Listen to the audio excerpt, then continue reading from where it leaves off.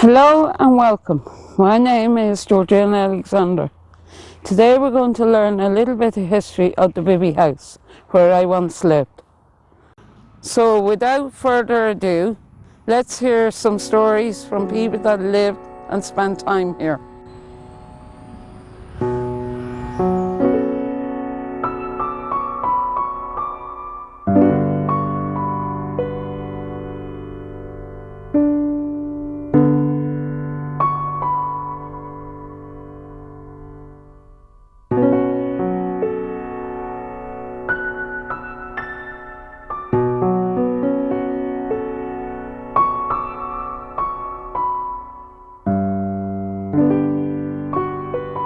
My name is Anne O'Brien,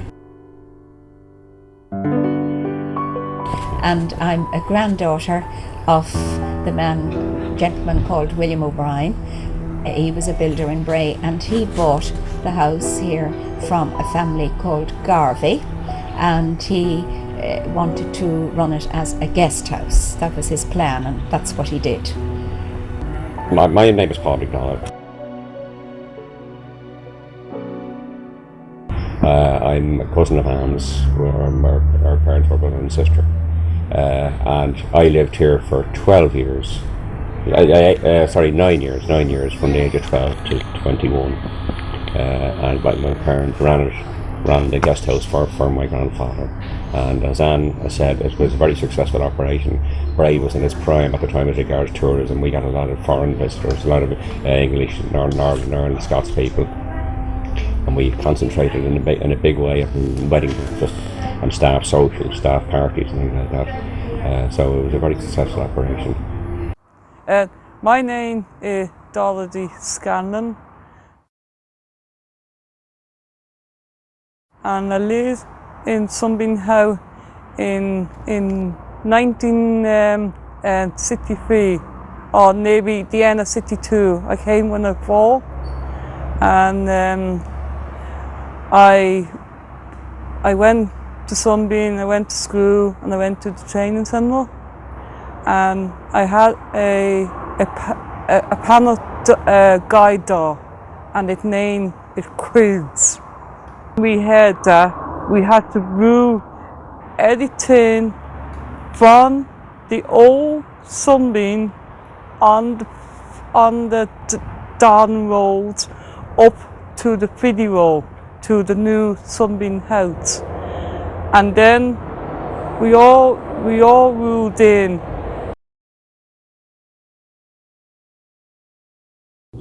Believe it or not, I retired out here after 11 years next Friday, officially. I've been a caretaker and maintenance here at the house, and over the years I've been trying to put things together.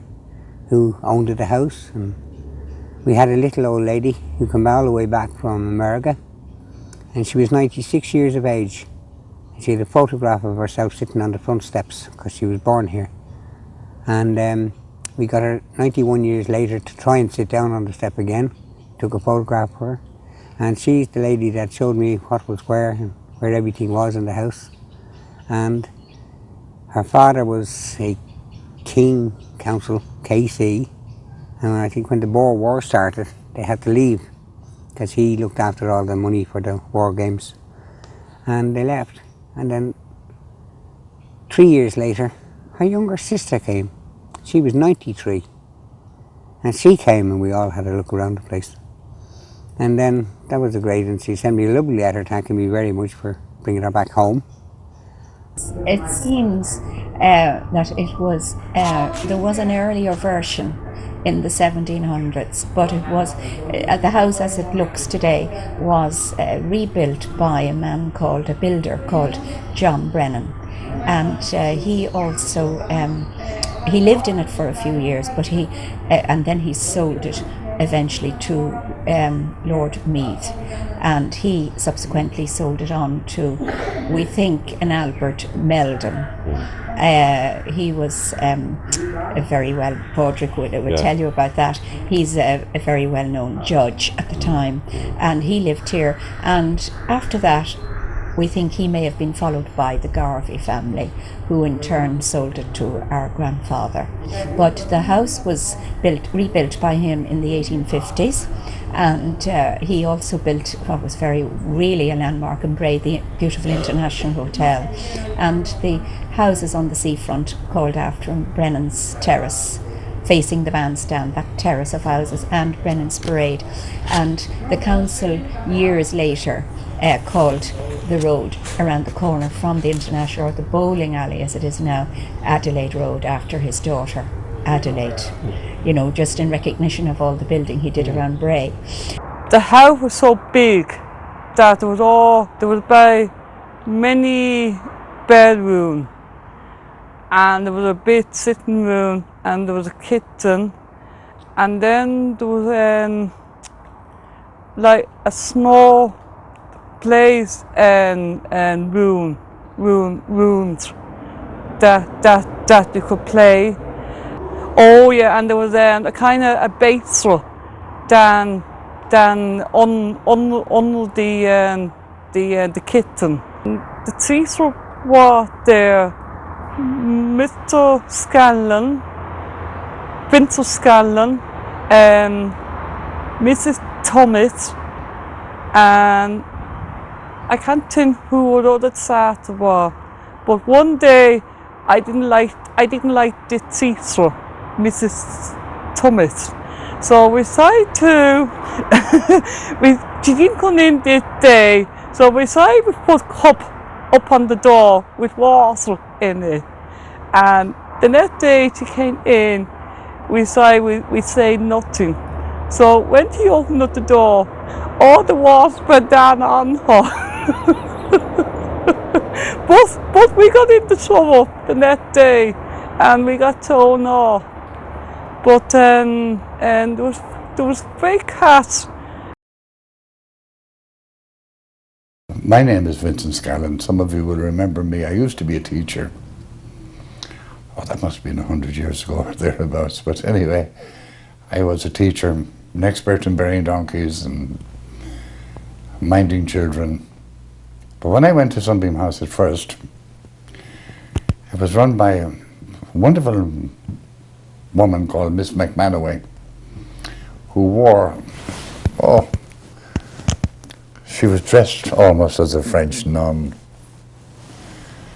And I really was going into the land of the Amazons, because everything was run by women.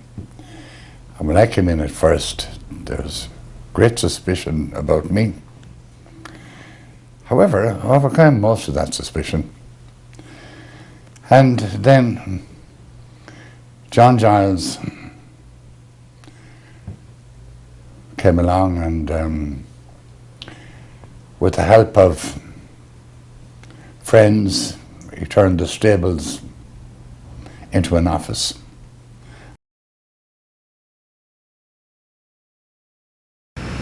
The house is dated somewhere about 1827. You read a little bit about it in the book. And it was built originally, so we understand, as the dower house for the Earls of Meath. There's all sorts of stories about it, but it's obviously a kind of Victorian vintage house. And in a few minutes we'll go inside and have a look around. But this house was bought by the trustees, or the governors of Sunbeam House, as a substitute for the original premises, which was purchased in 1872, which is on the Lower Dargle Road. That was when the trust was begun under the name of the Home for Crippled Children Bray by this quite extraordinary lady, Lucinda Sullivan. Read the book and the detail is there. But the trustees, wait for it, they bought this for €12,000, complete with all the land around it and complete with all the furniture. There was a terrible discussion over the value of the furniture at the time, but anyway, the whole thing was bought for a little bit more than £12,000. The house was used as a hotel, a very well-known hotel in the Bray area, and at that time it was known as the Glenmalure House. And it was famous for the wonderful days, the open days and such like, that they had in the grounds around the house. Before that, it seemed to be called Vevay House. But there's a little bit of uncertainty about all that. So it's got quite a history and quite a significant place in the life of Bray, and certainly in the life of the older people. Yeah, I celebrate my 21st birthday here, you see, you know. But the house had actually been sold, you see, you know. And I still had the key You of were the still place. in residence, yeah. right? So Yeah. I knew how to get in, so I brought some of my pals up and made a good party. But they found out afterwards that they found some empty bottles. And there was always good fun going on. A lot of, you know, we employed a good few staff, mostly part-time, but family, a lot of family, and then part-time staff. But we'd all be having our own party while somebody else would be having a party. And the latter years, Ardmore Studios was just starting up, and we about 8 or 10 key members of the staff seemed to stay here. This was even before Ardmore opened. There were English personnel mostly, and they were a lively crowd. You'd always have a good time with them, you know. So that was really good time. So we had good times with all those. Yeah. But wedding breakfasts especially, we did a lot of. With the result is nearly everybody in Bray had a wedding came here, you know. But apparently they used to have gymkhanas up here, and horse racing, and farmers markets, and the people used to come from miles around, and there was a big long walk up to it. Bray and District Agricultural. Bray and District Agricultural Show, and it also incorporated the horticultural side. That would be, you know, all vegetables and flowers and that kind of thing under the horticulture thing. And they had like show jumping and all that went on here. They had cattle, I think, you know, different breeds of cattle, and the Earl of Porscourt gave a cup, and for the cat, and I think he won his own cup. Children, I think, also did. I think they used to have, didn't they, children's horse jumping? Yes, you know, they the did. ponies, Sure. ponies probably, Pony and club, I think even donkeys are mentioned. Sheepdog trials, and there, I think it was all the people into flowers, you know, the breeders of roses and other flowers, but I particularly remember the roses anyway. And home produce, that would be women's sometimes churned, you know, made the butter at home still, even at that time. And it seemed as if it was always good weather. I don't know, it was always sunny in my memory, that it was nice, sunny, warm weather, and all this excitement was going on, you know. Yeah, very nice time. And apparently lots of people don't realise what went on up around here, you know, because being such a big house and great house and all that jazz, and lots of the people, the older people that you meet, will tell you, oh yeah, I used to go up there with my mum and dad on a Sunday, and we'd see the horses and we'd see the racing, and they used to have racetracks and all that type of stuff up here. So there's a little bit of history that seems to be lost around here, but it is recorded in the newspapers. In Sunbeam, there was a low animal with weighed up. There was sit donkey, sit cat, and sit dogs. So I was involved looking at them. There was 2 workhorses here, you know, that we used for carrying, pulling grays and doing a bit of ploughing, not much irrigation. But I used to ride them around the fields there, you know, put up little small jumps and try and make, but no saddle. Bareback. But there was the fields stretched right down to the Boghall Road there. You see, you know, it was a very narrow field that went, and the stream runs alongside it. That's where they held the horse jumping, I think, yes, and the sheepdog trials over in the field, wasn't it? Just out behind that wall there. Yeah, out behind that wall there. Yes, there was a nice putting green. We had a lovely putting green here at the back of the house, and I used to have to cut all the grass twice a week. Because I remember coming up here for my Holy Communion, and sure, I thought I was coming up nearly to this like a huge place. I couldn't believe like it was so big, and all the grounds, and it was a lovely day in May, you know, and the nice views, you know, of Sugarloaf and Brayhead over to the other side instead of houses as we see over there now, you know, unfortunately. Yeah. Been not sit donkey in one go. It's not easy. I decided to bring up. I let two of them loose because I know that they would be able to follow me, and the other four I had to have two in this hand and two in this hand. And one day I was bringing them up, and I was going fine. Everything was going okay, and one of them decided to act up on me. And when you're trying to look now for four donkey, two on each side, it's not easy. So this donkey tried to act up on me, and the other side of my hand, the other donkey was trying to see could he eat the rope and me holding the ropes. And not only that, he was so strong, and the rope broke in bits, and he ran away, and I ended up, I had to bring the other three donkey back to the fields, lock the gate, and I had to one before he went down the lane, down to the roads, and I won my daylight out him. And just before he got far the road, I just got him by the hammer, and I had to bring him back up, and I did out to him, "You're very bold. Do not do this again on me." And I had to get a brand new rope, like one of those very, very, very strong rope that he wouldn't need to break it. John Giles was a central figure to anything that ever happened in Sunbeam House. And he used to laugh at me because some days he'd find me on the roof sweeping off the leaves, and other days he would find me rodding the sewers under the school because things did not work. And on occasions, and on a famous occasion, both himself and the inspector found me burying poor Ned, the dead donkey. And boy, did they give me a hard time over that. And Mary wanted something said over the body of this donkey. And little did I know that my school inspector was standing behind a tree, taking pictures of me and of the funeral, and all these weeping children from what was the old Sunbeam House. It was one of those rather funny times in life.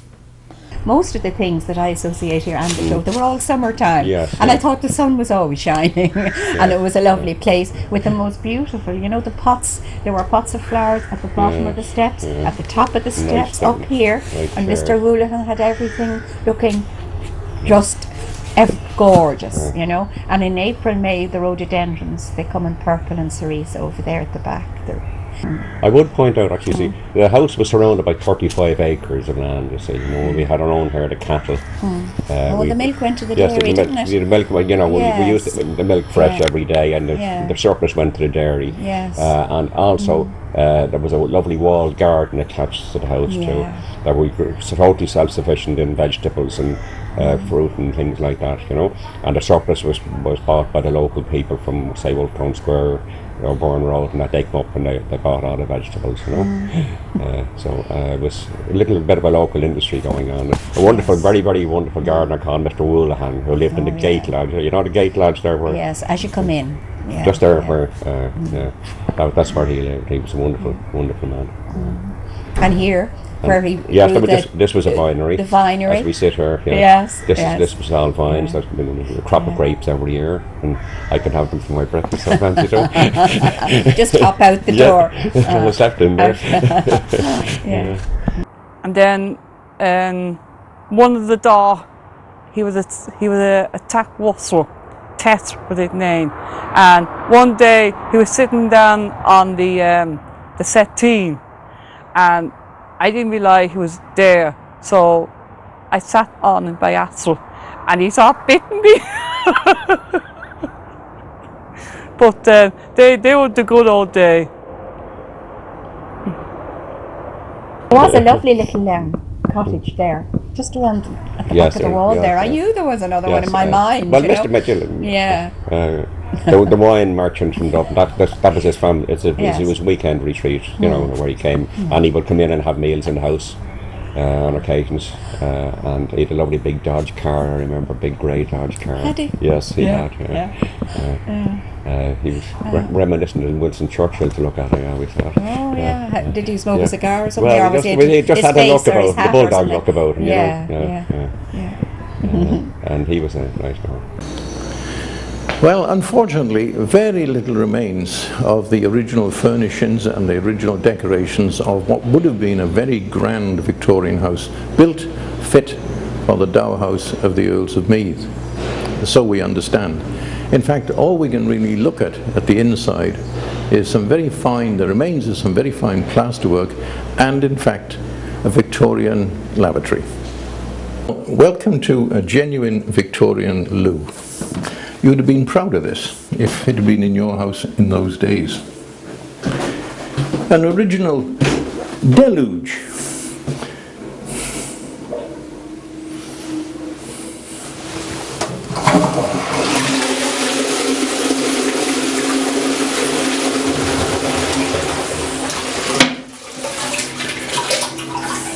What a good example of the original design, so I believe, by one Thomas Crapper.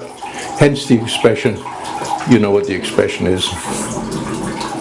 There was a beautiful wrought iron going across here, all along here. But anyway, a lot of that beautiful wrought iron, you know, it has, like, let's say the house has become denuded of what made it this beautiful, and of course it was painted white or cream. Yes, it was. White or cream. Yeah, it was cream, very bright, cream, and in the darker colour it tend to make it look a bit smaller. But in the lighter colour it looked larger. When you go in the hall door, I mean the original floor, the tiling, and the beautiful plasterwork and ceilings, roses. Lovely you know, work, now as children, I don't know that we. No, we didn't take it into. We wouldn't be going around looking up at it, but I realise now, you know, it's really beautiful work.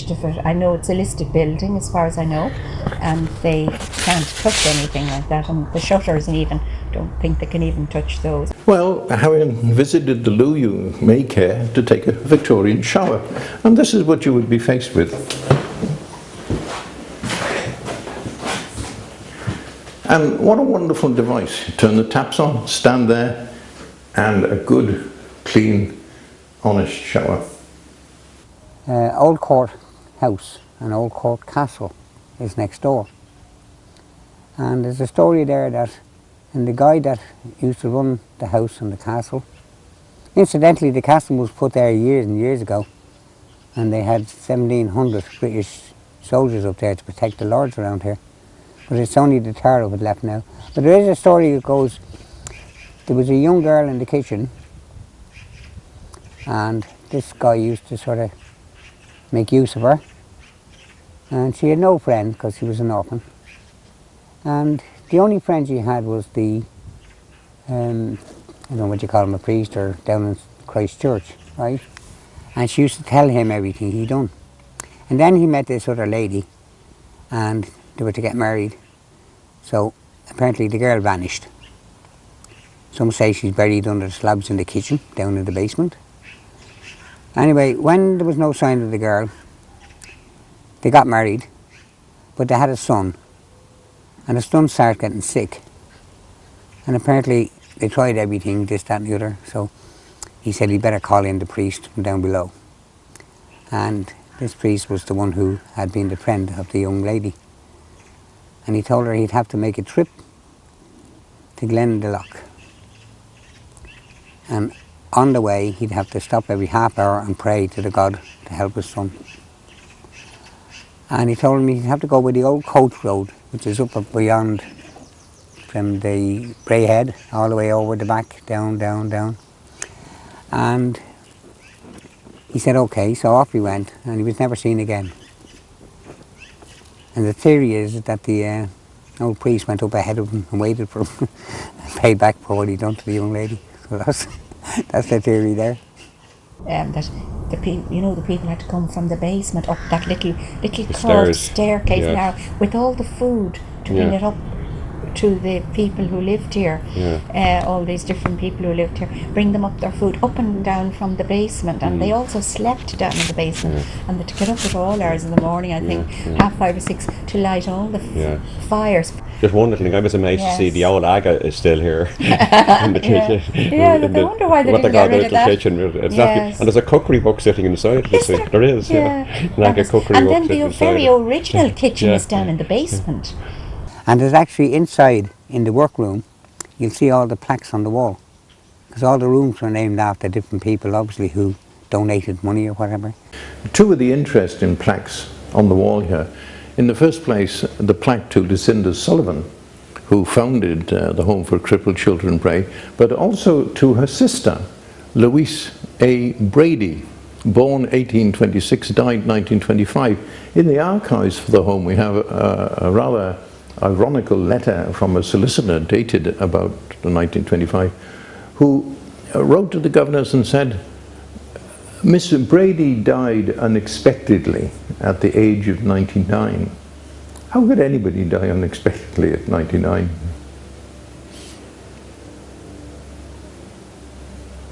And there's a walled up room, which we don't know why it was walled up. Do you? Willie asked me why was it walled up, but I don't know. I'd have to look at it and I might have some idea, well, but maybe I don't know. something funny happened in there. Anyway, it's walled up. It's on the plan for if there's a fire, you know, the fire plan on the wall, that it's a walled up room. They say that twice or 3 times a year there's an old lady who lived below in the cottage at the end of the castle. And her son went off to France, and he was fighting in the war, and he never came back. He was killed, apparently. And she can't believe that. She used to wait at the gate for him. And at certain times of the night, you'd be walking along there, and all you can hear is ruffles in the bushes. And you say, "Did you see him? Have you heard from him? Did you see him yet?" And people just run for miles because they hear the rustling and all that jazz. And I've heard it. You'll hear a lot of stories, especially from some of the travellers, that they say, "Oh, I heard it." And they say she's still looking for her son. And it's supposed to be another ghost up there. And I do miss the Sunbeam House. We had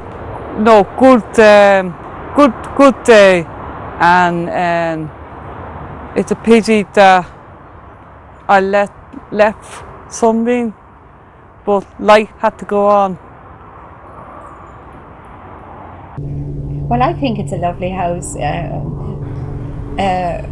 with great potential for it to be, you know, if it was ever... A business headquarters or something like that. Yes, a conference centre, I think, like the Irish Management Institute, you know, that kind of thing, where you could... Thanks for listening. I hope you enjoyed these stories, and we hope Vevay House lives on for a long time.